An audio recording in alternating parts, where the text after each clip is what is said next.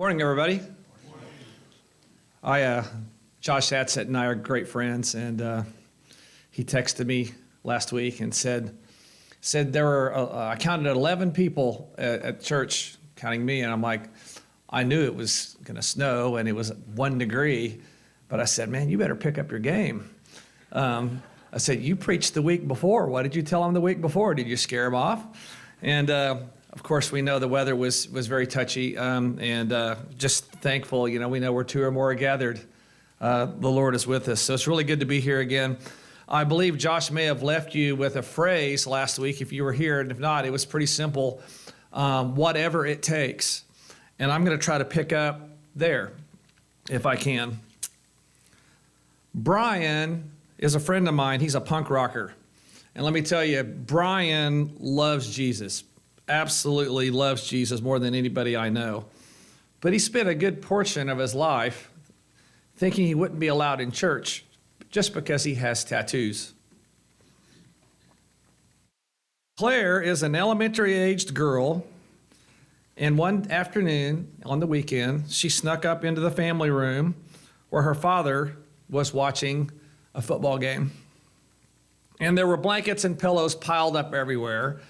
And her father did not even realize that she had snuck on to the other edge of the pile when he let loose in a tirade of swear words about his football team on the TV. Carter is a teenager in South Central Kansas, and he accepts Jesus and is baptized, and his decision was celebrated as God doing whatever it takes to bring people into his kingdom. And Charlie was a pastor and a counselor.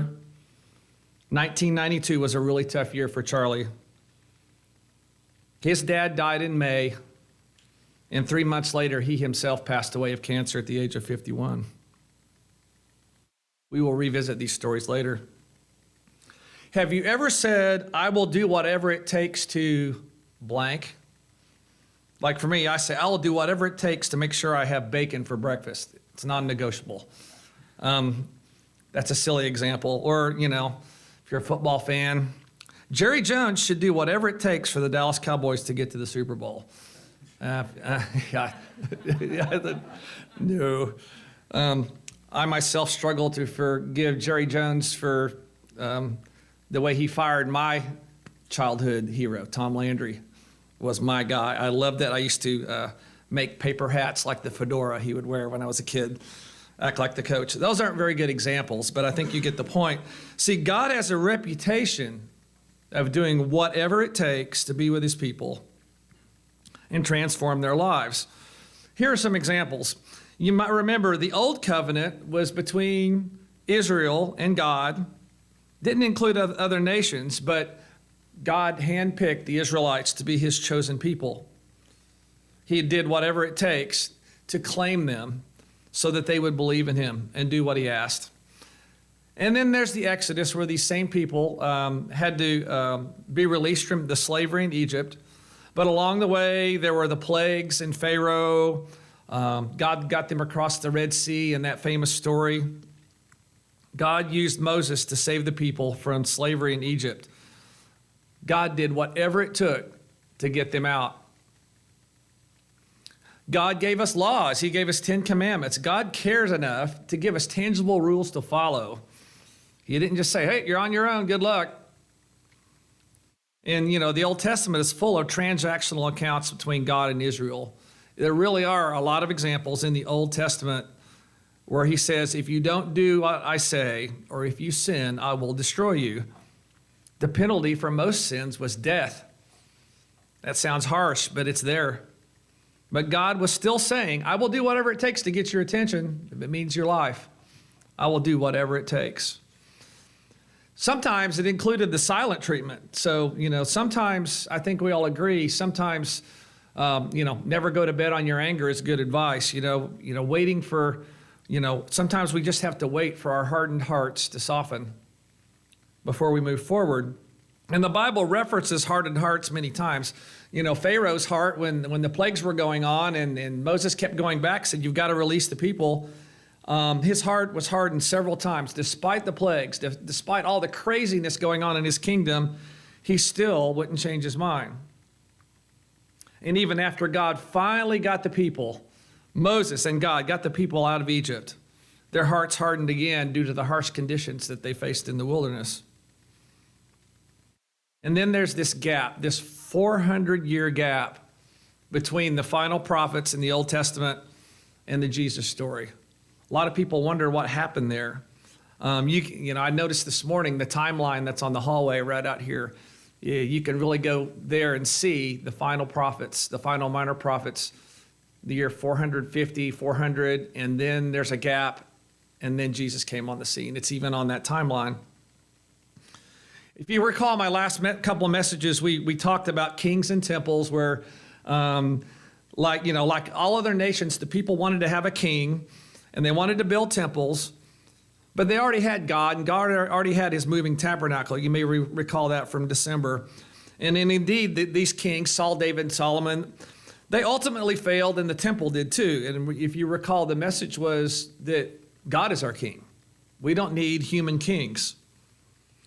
Similarly to being held in captive in Egypt, the Israelites were exiled again. So you recall the temple was torn down and they were exiled to Babylon, and that's kind of where the 400-year gap starts. The people were in exile, and there's no documented books in the Bible from that time period, only history books. See, God used prophets to deliver messages to the people, and it gave them hope. And then when suddenly those messages stopped for 400 years, the people doubted. Other things were going on. They were released from Babylon, and they went back and they were allowed to build the temple again, but they still did not have a connection to God.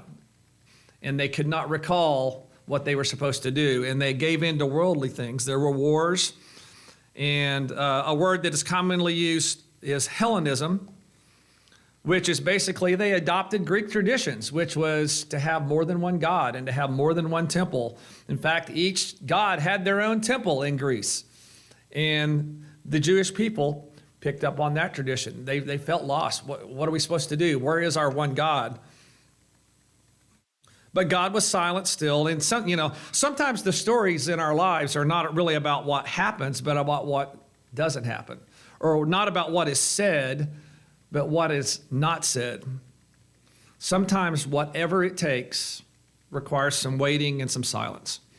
So what was God up to? See, the old ways didn't stick. The old ways of death is the penalty for sin still weren't getting through to the people. They had times where they behaved right.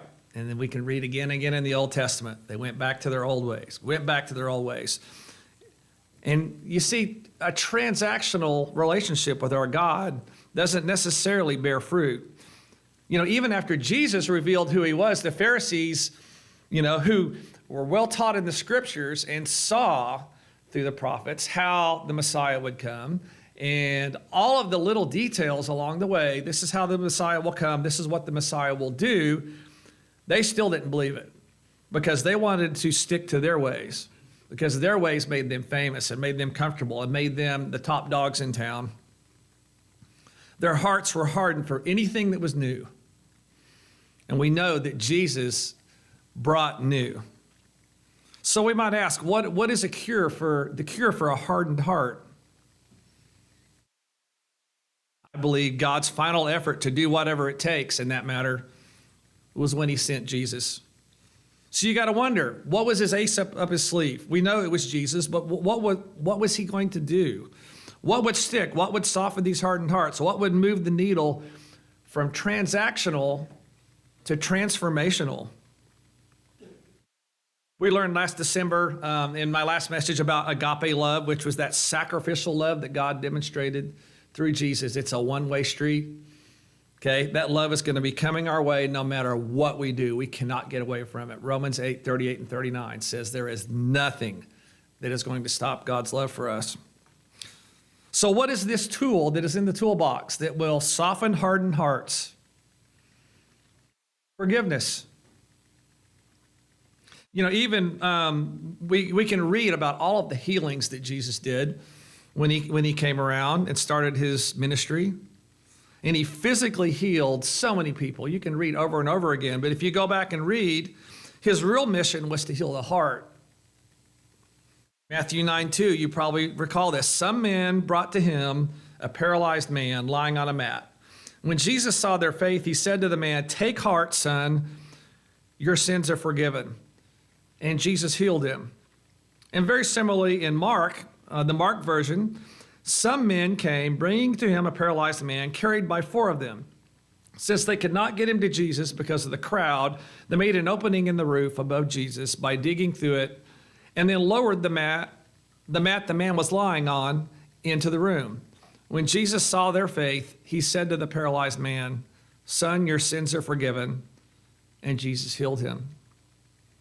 And also in Luke, a similar account, all 3 of the synoptic gospels, Matthew, Mark, and Luke, say when Jesus saw their faith, it wasn't just the faith of the man, it was the faith of the people that helped the man get there. The man could have had faith all he wanted, but he was paralyzed. The people believed that Jesus could heal him as well. And he credits their faith, not just the man's faith. And if you recall, he said, "Pick up your mat and walk." And the Pharisees, claiming only God can forgive sins, were right there to criticize. What? Jesus, this guy can't forgive sins. He's not God. And they never even considered that maybe he was God. They accused him of blasphemy. After all, their ways were being threatened. And even despite all the evidence in their own scriptures that they were experts at, those scriptures told them how Jesus was going to come, but their hearts were hardened and their ways were threatened. And they would not even consider that Jesus was the Messiah. After all, Jesus didn't just come to heal sick bodies. He came to soften hardened hearts. And that included the teachers of the law, the Pharisees. And guys, hearts were plenty hard after 400 years of waiting. You may recall Peter, and let's track some of the main events of Peter, and I know you guys will know these, but let's put them all together. Jesus asked Peter, "Who do you say that I am?" And he says, "You are the Messiah, the Son of the living God." Yet we know that Peter was still kind of hanging on to the old ways. You know, the Jesus revolution, the Messiah coming back, a lot of people thought that was going to be a war, a physical war. You line up your armies and we line up ours, and God's army is going to win. You may recall that Jesus predicted that Peter would deny him 3 times.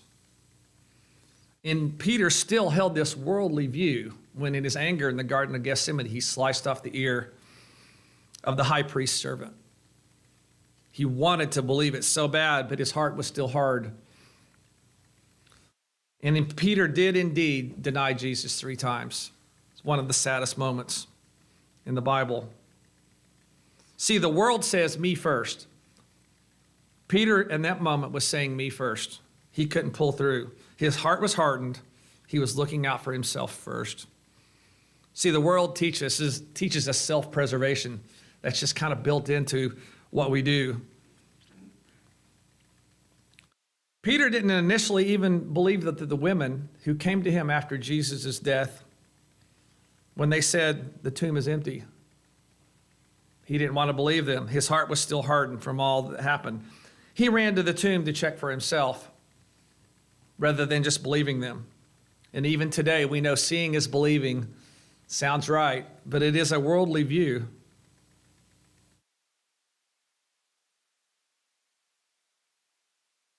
Pardon me with my technology here. In John 21, in the book of John of the 4 Gospels, it's more like a love letter. The other ones are very informational. This one's got a more heart to the narrative style, the way it was written. In John 21, the resurrected Jesus allowed Peter to tell him he loved him 3 times. You may recall, "Peter, do you love me?" Peter said, "Yes, Lord, I love you." And Jesus said, "Then feed my sheep." And he did that 3 times. This was very transformational for Peter. And I think I mentioned it in an earlier message last fall. But it really clicks with me that Peter denied Jesus 3 times at the most important moment of Jesus' ministry.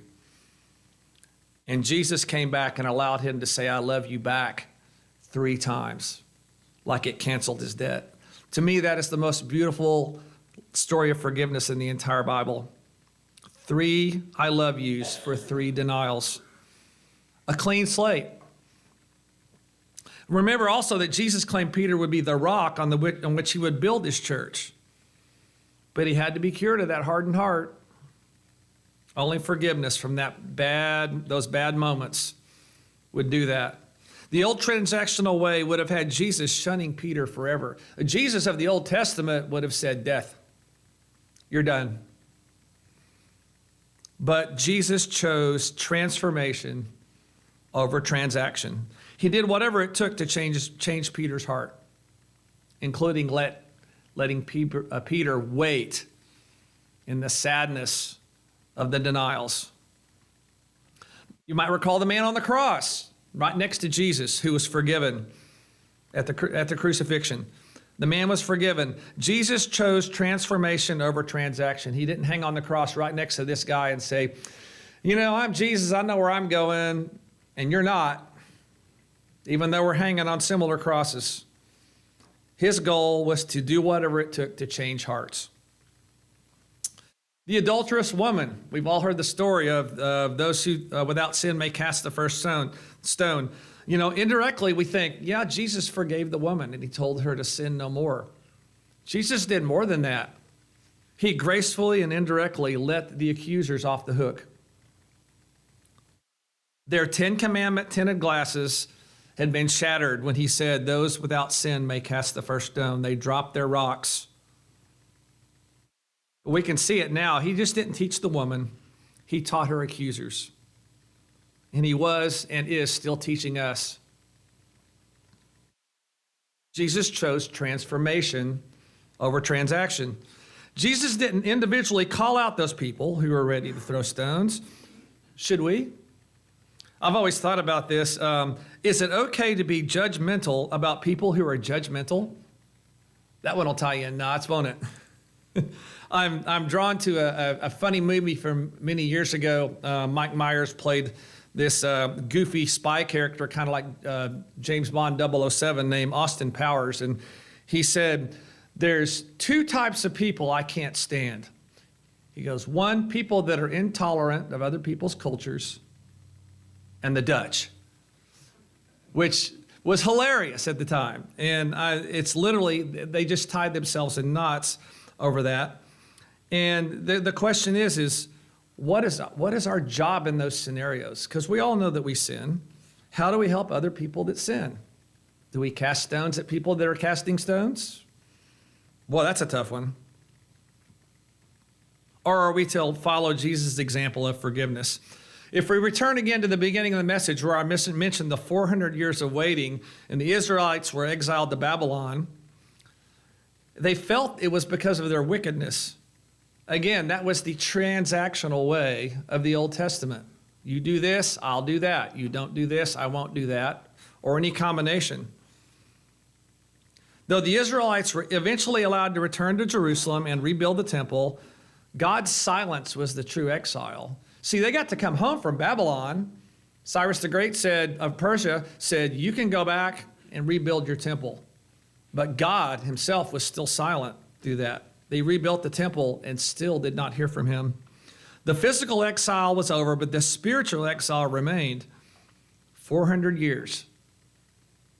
When Jesus came and offered forgiveness, they felt like that exile was over.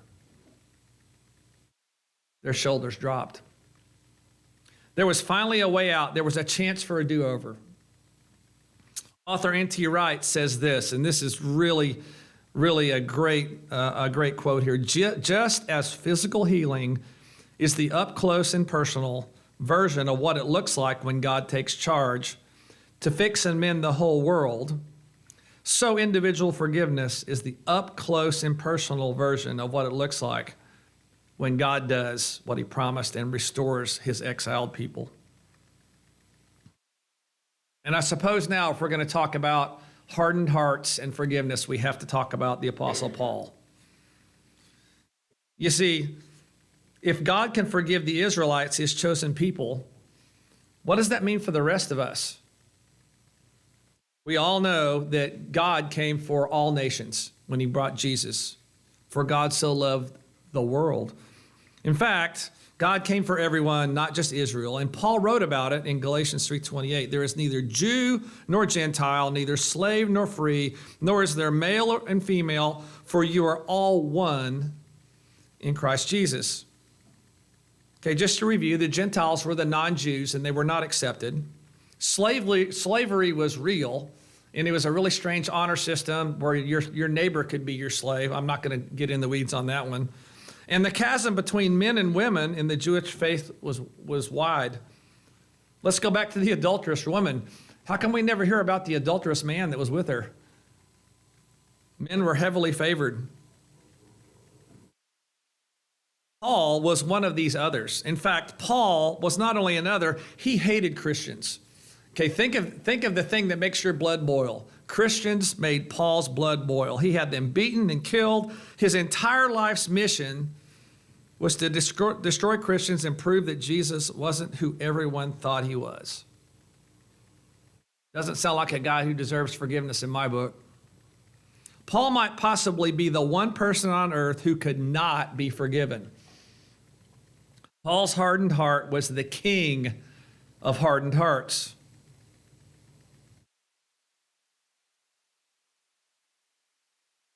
Until God blinded him on the way to Damascus. If you recall in Acts, Paul was walking and became blinded, and God told him he was going to use him to build the kingdom. God softened the hardest heart of them all. And as we know, Paul would become the author of most of the New Testament. A majority of the New Testament is written by Paul. Doesn't this give you some hope? My gosh, if God could turn it around for somebody like that, surely he could turn it around for you and me. In fact, I kind of can put this with the Grinch story. We recall on Christmas, the Grinch's heart grew 3 sizes that day. We recall that from the show. And Paul wrote about this transformation, and he claims this about himself in 1 Corinthians 9:19. He says, "Though I am free and belong to no one, I have made myself a slave to everyone, to win as many as possible. To the Jews, I became like a Jew to win the Jews. To those under the law, I became like one under the law, though I myself I am not under the law, so as to win those who are under the law. To those not having the law, I became like one who doesn't have the law, though I am not free from God's law, so as to win those not having the law. To the weak, I became weak to win the weak. I became all things to all people, so that by all possible means I might save some. I do all this for the sake of the gospel, that I may share in its blessings." Paul would meet anybody where they were at.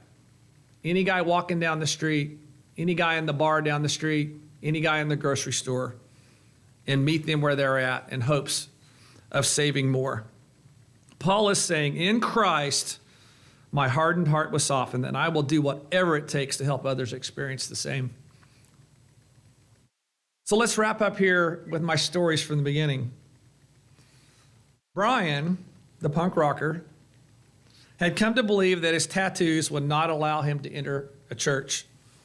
He'd heard that his whole life till his mid-40s.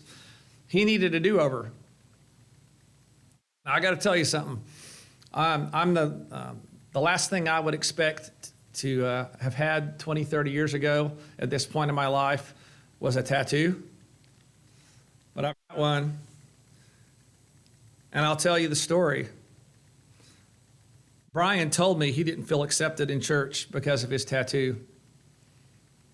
And I went and got this tattoo. I didn't want anybody to feel like they couldn't for that reason. Now, I'll tell you, I said I didn't ever expect to have a tattoo in my life, and my wife definitely did not expect me to get a tattoo.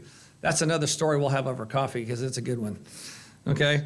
But Paul says he would do whatever it takes for people like Brian to know they're not alone. This was my effort. But the real story is that Brian eventually forgave the people in his former church and found Jesus again. And the best part of the story, Brian and his wife, Lisa,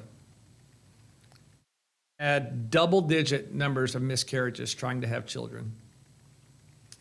And the summer after he was baptized, she became pregnant, and his daughter Angelina just turned 2 last October.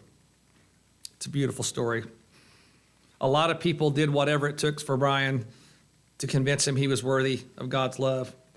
And in the end, he was transformed. So you might recall the little girl who listened to her father cussing at the football game, who did not know she was on the other side of the stack of pillows. That was me. And that was my daughter, Claire, who is going to have to listen to this at home because she's ill this morning and could not come. She was in 4th grade, and I had just cut loose griping about my football team on TV, and I needed a do-over. I apologized, and she forgave, just like children can do so easily, and how hard it is for us to do as we get older. And that forgiveness chipped away at my hardened heart that day. I believe it was a transformational moment for both of us. We still talk about it from time to time. You might recall Carter, who was the teen who lived in South Central Kansas, and he accepted Jesus and became baptized. When he returned to the lobby after drying off, he said, "Man, I'm glad that's over. Now I don't have to worry about going to hell." That was my nephew. And my heart sank a little bit because salvation is something we all want. And we all want to be with Jesus in heaven at the end. But I'm not sure he understood the big picture at that point. I know for a fact he does now. He's an awesome kid. He's in college. But had he been transformed in that moment, or was his decision just based on fear? Can someone be transformed out of fear? Maybe. I'm not sure it could be the deep down transformation that Jesus offers. So is the goal individual salvation, or is it to be transformed into someone who lives, loves, and forgives like Jesus? I would say yes to all of that. I think we're called to do all of that. Baptism is a beginning, it's not an end. And lastly, you may recall Charlie, who was the pastor and counselor who died at the age of 51, just a couple months after his own father died. Charlie was my dad. 1992 was a tough year for all of us. It was the same year I graduated OU. I just started my new job. I was the king of the hill in the OU marching band. I was the center snare drummer that got to start the pregame show. And then suddenly I had my degree and my job, and I was a entry-year teacher and at the bottom of the totem pole. You've probably heard stories about that. Transition into a new job can be tough at times. But my father had been sick with cancer, and it had been in remission right as we entered into 1992, but it came back. So not only was I in a transition point in my life, my grandfather, his dad, passed away 3 days before I graduated from OU, and my dad passed away 3 months after that, 2 weeks into my new teaching job. You say the word 1992, and my shoulders go up. The year 1992 was tough. Though a pastor, my dad's heart had become hardened. Hard to believe. He told me once, "I am very angry with God right now. See, the marriage between him and my mom had failed. And he was now on his second bout with cancer. Recently, he had remarried, and he seemed to have made it through his hardened heart.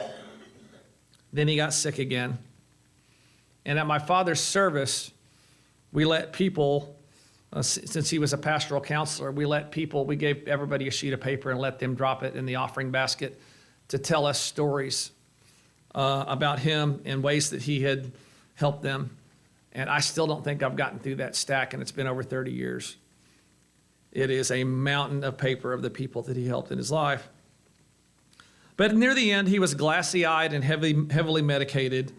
And I remember him looking at me in September of 1992, and he said, "I'm afraid I wasn't a good father to you." And my heart broke. I told him I didn't see it that way, that I saw him as a man of God who was just doing the best he could.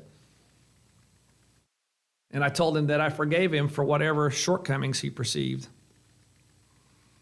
He held on for a while, and I drove back to Moore, Oklahoma, where I was living, to get some new clothes, check in with my job. And when I got home, 5 minutes after I got home in Moore, Oklahoma, my dad was in the Dallas-Fort Worth area. I got a call from my mom that he had passed while I was driving. You see, when my grandfather, his dad, died, I was the only one in the room. I'd showed up to see him at a rehabilitation center, and he had failed during the day. There was no cell phones. They couldn't reach me. And out of nowhere, I'd played a round of golf, and that evening I decided to drop by and see him. And he had been in the ICU with his heart roving about 15 beats a minute for 8 hours. And I went in there and told him I was there, and he died right there in front of me. And we've all heard stories of sometimes people just want somebody in the room with them.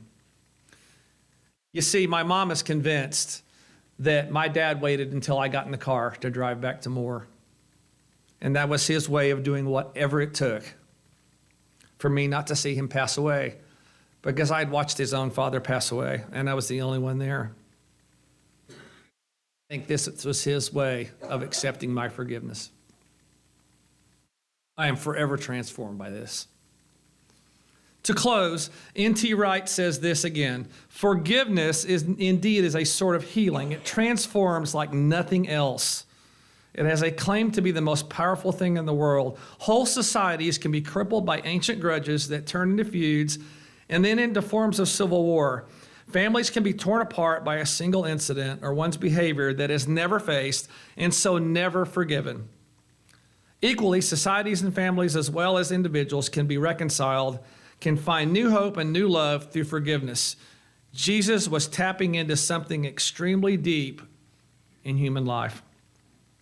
The church I attend now is Memorial Drive Church of Christ in Tulsa, and the tagline on the marquee says, "A place to start life over." That's what Jesus says. In me, you can start life over. So as we finish here, this is going to be a little peer pressure here, but I know you guys will know what to do. Raise your hand if you know you're a sinner. I know all the hands are going to go up. Raise your hand again if you hate your sin. I know the hands are going to go up again. And if we just look around the room, ask yourself, can we just sit in these two realities, that we all sin and we all equally hate our sin? And can we live in that commonality that we all struggle with? Because when we fully believe this, hardened hearts can be transformed, and we can truly experience that God did whatever it takes to restore our relationship. Questions. Have you ever experienced the relief of being forgiven, or of forgiving someone and seeing their shoulders drop and seeing the spark return in their eyes? Is there someone in your life that you need to forgive? Do you need to ask someone for forgiveness? Can our hardened hearts soften? Can we allow God's gift of sacrificial love and transformational forgiveness into our hearts? Are we willing to do whatever it takes? Because Jesus did. Pray with me. God, we fail every day. We fail every day at trying to do what you ask us to do. But you always offer us this grace and mercy and a chance to learn. You ask us to look at the places in our lives where we could forgive or accept forgiveness. Because you didn't just come to heal our physical bodies, you came to heal our hearts. As Robert said earlier, forgiven 70 times 7. It's always there. Amen. Our hymn of invitation will be